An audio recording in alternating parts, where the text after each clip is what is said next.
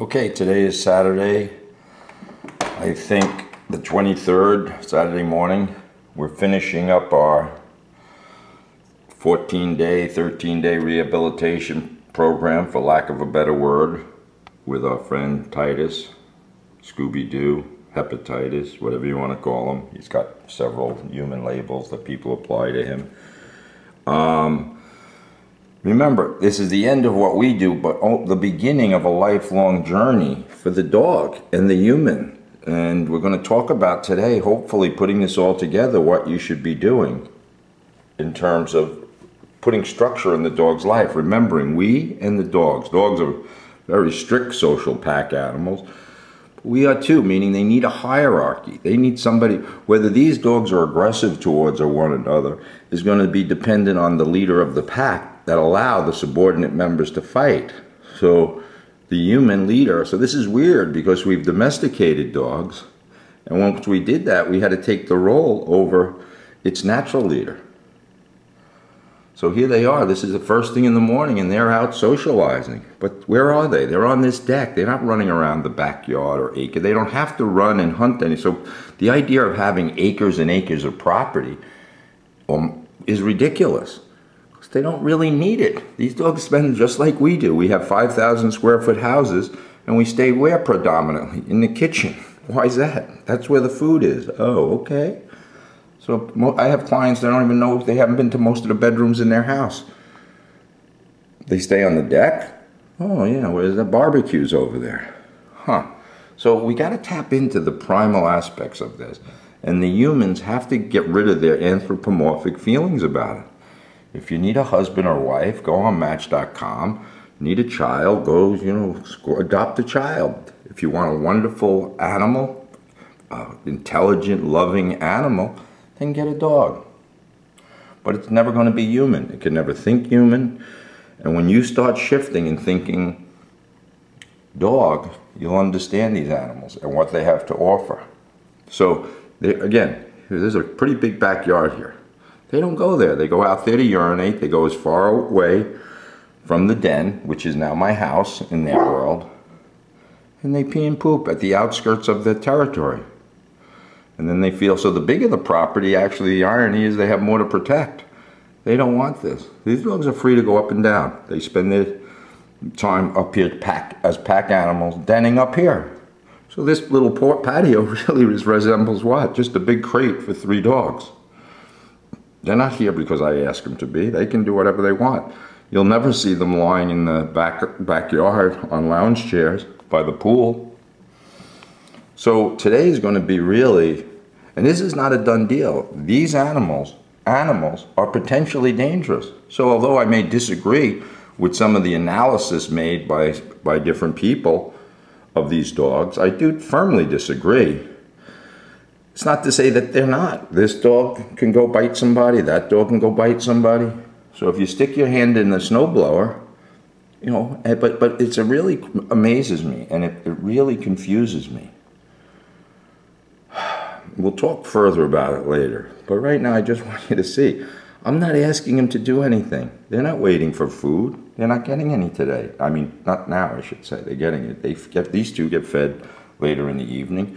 My man, hepatitis, Scooby-Doo, oh, he's having a seizure. And what is that? There's no allergies. Maybe he's got a little dry skin. Okay, I'll brush him. If I don't brush him, he rolls on his back. If he jumps on my storm door, what am I going to do? I'm going to tell him that that's inappropriate. I'm not going to tell him. I have to correct him. So I physically correct. The other important part about this, his leash just came off. I've had him now for 12 days. His leash came off sometimes just 2 days ago. Up until that point, the leash and collar were on him constantly, except when he was in his den, which is his crate, unsupervised. And this is an important aspect.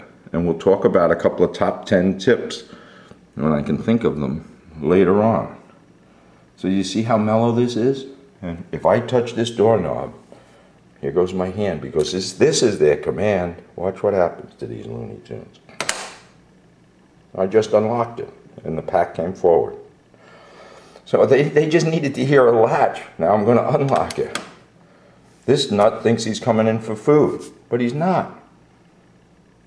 Titus is trying to figure out the ritual, but he doesn't realize the truth of the matter is this dog here, the Saint Bernard, he's taken all, he is the, when I'm not around, he's the leader of the pack. And how does he do that? If Titus thinks he's going to take food from him, they're going to get into a little scuffle, a dispute. So remember, dogs resolve their disputes with one mechanism, their mouth. Whether it's a human dispute, another dog, they don't have opposing thumb, and they can't call a lawyer. And we're very similar. We humans resolve our disputes violently, right? If somebody comes and breaks in your house, you're going to resolve that property dispute violently, aren't you? Or you're going to let them come and take your jewelry. I don't know.